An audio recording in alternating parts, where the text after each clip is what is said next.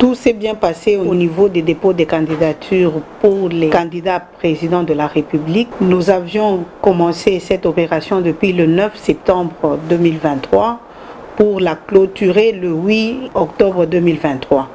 Nous avons travaillé le samedi, nous avons travaillé également les dimanches, donc on n'a pas eu de repos durant ces 30 jours. Je voudrais vous informer qu'il y a eu 49 retraits des formulaires, dont 39 pour les indépendants et 10 pour les partis et regroupements politiques. La CENI a reçu 24 candidatures, parmi lesquelles il n'y a qu'une seule femme qui a postulé.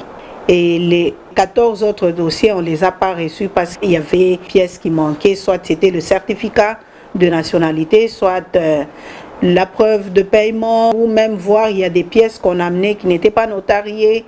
Il y a toutes ces choses-là qui ont fait que d'autres dossiers n'étaient pas reçus au niveau du BRTC. Il faut aussi retenir que parmi les 24 candidats, nous avons 18 candidats indépendants et 6 candidats viennent des partis et regroupements politiques. La plus grosse difficulté rencontrée, c'est celle liée à l'engouement du dernier jour.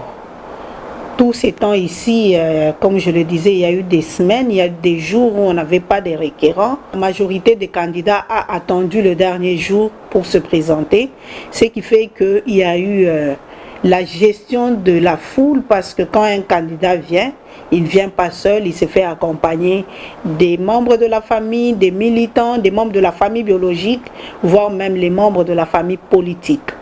Et c'est ça qui a fait que le dernier jour, nous étions envahis.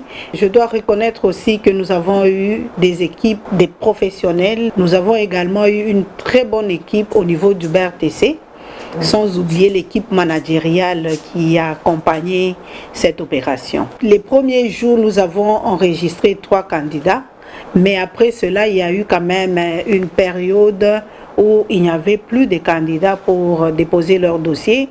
Au moins, nous avons reçu des mandataires des candidats, voire même les candidats eux-mêmes, pour les retraits des formulaires. Et jusqu'au dernier jour, il y a eu les retraits des formulaires, ce qui a fait que nous avons atteint ce chiffre-là de 49 retraits de formulaires. Les prochaines étapes, nous avons commencé l'étape de retrait et de substitution.